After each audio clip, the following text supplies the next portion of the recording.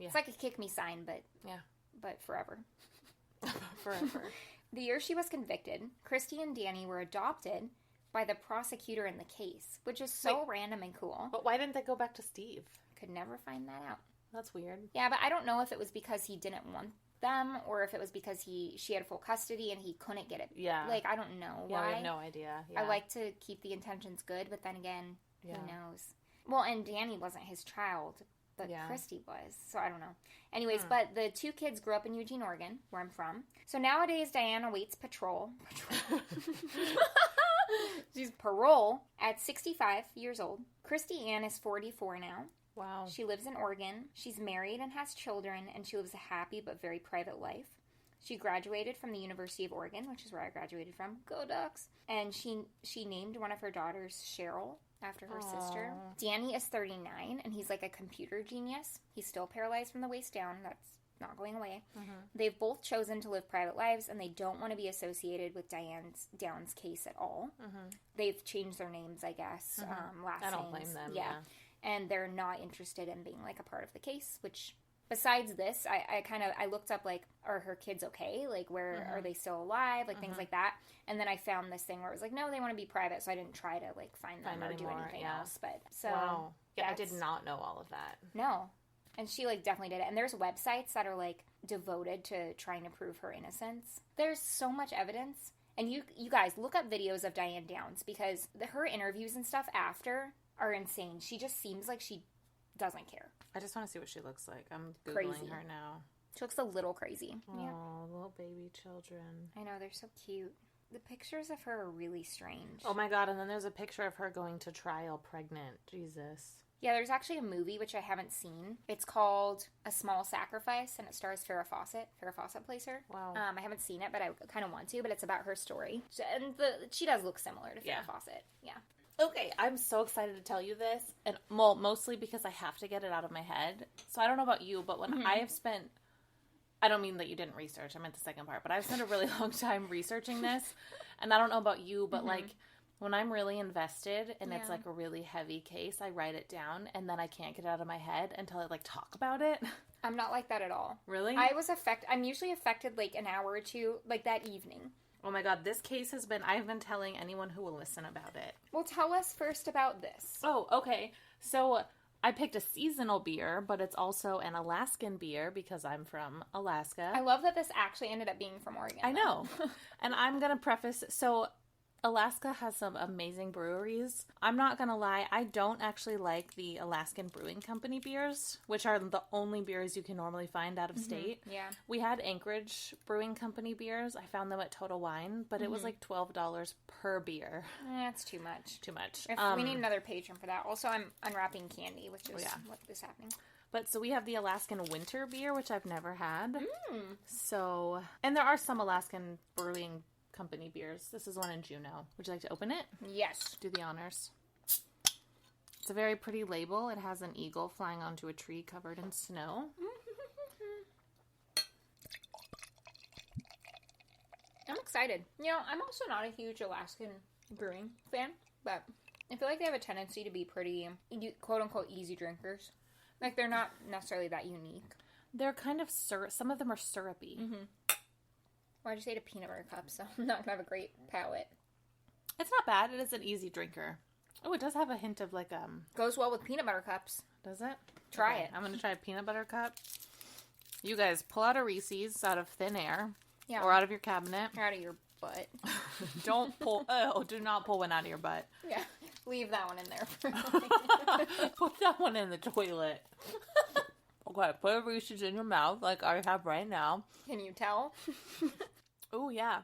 Take a sip while you still have... Okay, you know how you chew and you have some of the remnants left? Take a sip when you have a little bit of the Reese's left in your mouth. And you know how when you talk with food in your mouth and you like try to keep a pool of it like, so it doesn't fall out? Do that. I talk with food in my mouth all the time. I'm a disgusting human being. Me too. Cheers to that. Okay. All right, start. I grew up in Alaska. I spent my elementary school years up to 5th grade in Wasilla. Okay. But I grew up in, like, Fairbanks is where I went to middle school and high school, and I feel like that's where you do your growing. Like, that's anyway, so I say I'm from Fairbanks, and then I lived in Anchorage the last couple years that I was there. So the case I'm going to do is from Fairbanks. Okay. And it's definitely a case that I feel like anyone from Alaska knows. Mm-hmm. It's the Fairbanks 4. Have you ever heard of them? No. I don't think a lot of people outside Alaska know this case. It is probably the heaviest case for me personally, and I don't know if it's because I'm from here. Mm-hmm. It's not gory. It's not brutal. It's not gory. Like, I mean, it's as brutal as like any murder, Yeah, sure. but I'm just gonna jump right in. Okay. I'm excited. Okay, so first I'm going to talk about the crime. Okay. It's the murder of John Hartman. So on October 11th, 1997, Fairbanks police received a call that a teenage boy had been found unconscious on a street corner, lying half in the street, half on the sidewalk in downtown Fairbanks. When police arrived, they found who would be 15-year-old John Hartman, beaten beyond recognition. Oh my gosh. Like, and I've seen pictures, which I wish I hadn't, but like, I'll do my sources after, remind me. Yeah, of course. Because some of my sources, I did watch documentaries, and that's where I saw the pictures. Like, his face was just swollen and red. When you know, people like, get the swollen faces, that for some reason that deeply bothers my emotions.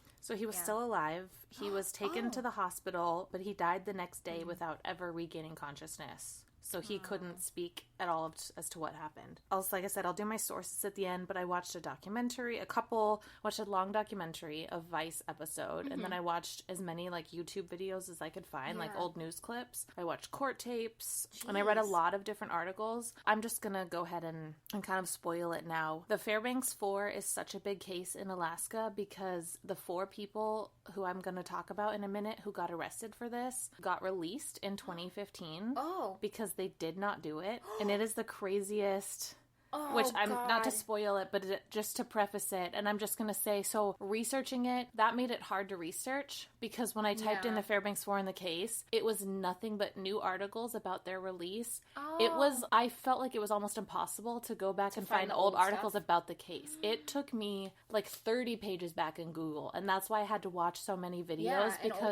because all of the articles about the Fairbanks 4, and it's sad too because now it's about these 4 people who lost almost 2 decades of their life. And I'm going to get into way more detail. Wrongful convictions make me weep.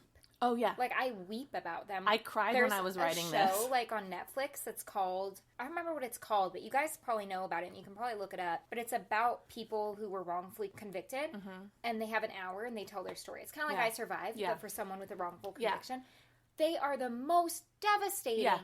Yeah, and then it's heartbreaking on the other side because then it doesn't become about the victim anymore, and John Hartman kind of gets lost in all of this. It's just... Okay, so let me keep going. My God. Also, I'm going to give you guys a hint really quick. For the future, we will be covering wrongful convictions. We will. Soon.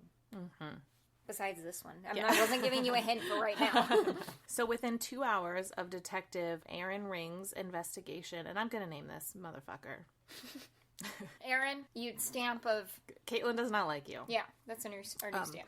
So within 2 hours of his investigation of John Hartman's beating, police had an Alaska Native teen named Eugene Vent in custody.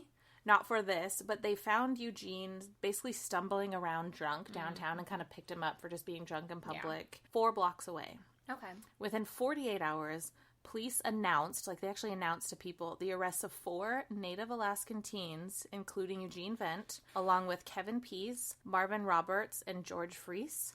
Police told the public that the 4 teens had been driving around looking for violence and they beat John Hartman to death. No! So before I talk about the Fairbanks 4 and their story, I want to recap John Hartman's last day leading up to his murder. Yes, I love when that want to happens. talk about him.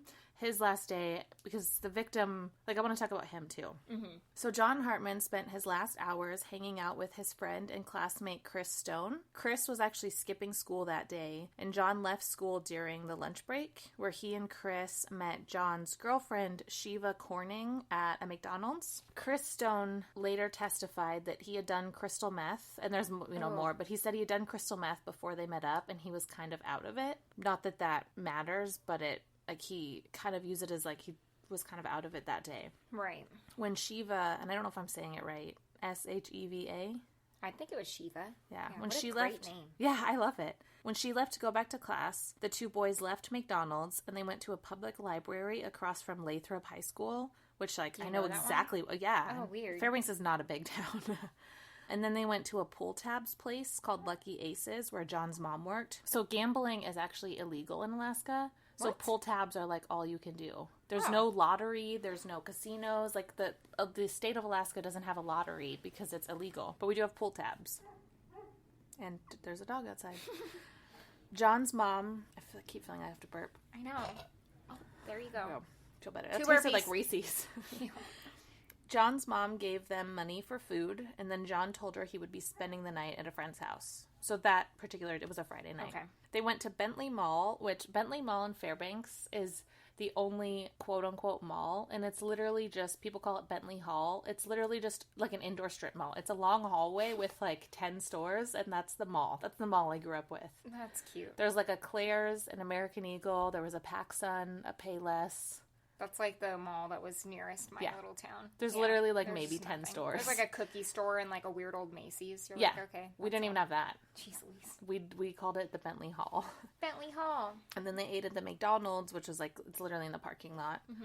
After eating, they headed back towards West Valley, which was the school that at least Chris went to, and I know where that's at, to Noah's Rainbow Inn, where their friend EJ was babysitting a friend's kid. So they caught a ride with their friend Jessica Wyman, and they arrived at the inn around 5 p.m. This gets complicated because there's a lot of different people that There's day. a lot. Yeah, it reminds me of Serial, the Yeah, podcast. there's yeah, a lot. There's just a lot happening that There's day. a lot. Yeah. A lot, yeah.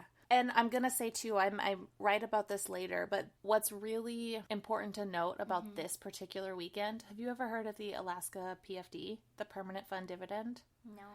So, PF Chang's? so once upon a time, the state of Alaska decided that the oil revenue goes back to the people. So essentially, there's more to it, but basically, if you're an Alaska resident, every October, you get a check from the oil revenue. Oh. So, like, I got a check every October. It's anywhere between $1,000 and $3,000. Okay. I've heard of people in Alaska getting paid to be in Alaska. That's what they're talking about. Okay. So, and Yep. people count on it. But so this was the weekend that people got their PFDs. And PFD weekend is crazy. Like, I was a teller. Oh, yeah. So the bank is fucking nuts. Yeah. Everyone feels rich. And, like, there's no age. Like, if you were there and you have a baby, your baby gets a PFD. So if you have, like, 5 kids, you get, like, 7 PFDs. It's just gonna... Can you hold on a second? I have to book a ticket to Alaska real quick. No return. Well, you can't just go... Yeah, you have to be a resident for a year and whatever. seems And, like, people, not everyone goes crazy. People count on it. Like, people use it to heat their home, Yeah. buy oil for the winter. And Yeah, it's kind of... It reminds me of, like, a tax return, depending on your bracket. Essentially, like, yeah. I look forward every April to a tax return. Yeah, and you don't, it's not like this extra money you blow. It's like, okay, I don't have to save money out of my paycheck to Yeah. get oil for my house because I have that. Or I can pay a debt or, like, something. You have a little extra to do something And like with. when I was a kid, my parents they'd give us like $100 out of it, and then they keep the rest. Which as a kid, Yeah. I was like, it's my money, but I'm like, oh, they took care of me and fed me and gave me a house. They deserve that money. Yeah, they're the ones that actually, it's their money. So this particular weekend was extra crazy because it's PFD weekend. Yeah. Everyone has money. So they're going to McDonald's, they're going to Bentley Hall, they're out and about. Yeah, it's a crazy weekend. People are partying. Yeah. Because, like, not everyone spends it on oil. People go out. Sure. And whatever. You make your choices. So that's why this weekend was crazy. So while they were at this inn with their friend EJ, they found a bottle of Wellbutrin, which is an antidepressant, and they decided to take some around 8 p.m. And this is all Chris and the other friends testifying later. Chris said he took around 10, and he thought John took a few less. Oh my God. 10 antidepressants. I feel like having 3 versus having 10, the only effects would be you're deathly ill with one. Yeah. Like, how much more could you be? Oh, wait. Oh, God. So 15 minutes later, I'm not there yet, but 15 minutes later, some of their other friends showed up with wine. So you're right, a lot of people involved, a lot of moving pieces. Yeah. At some point, John fell on the ground and started having convulsions, likely due to the antidepressant. So yeah, he had a seizure. His friends, a bunch of and I can't judge them, they're a bunch of teenagers and whatever. His friends basically let him finish. They got him up off the ground and tried to like calm him down, and they just took him outside for a cigarette. He wasn't taken to the hospital. They didn't, but granted, it's hard to say what you would do in that situation. It is, especially when you're drinking and you're on stuff. Well, that's the thing, is I was going to say, if I were sober, that person's going to the hospital right now. Yeah. If I also had 10 antidepressants, exactly, maybe I'd be like, it's fine. And you don't want to get in trouble. Yeah. I get it. So it's hard. So this happens. Hartman's friends remember him, and this was, I thought was a weird fact, but apparently Hartman kept telling them he was on acid, but they didn't believe him, and they were like, you wouldn't do acid, and acid doesn't cause seizures. He was just acting really out of it.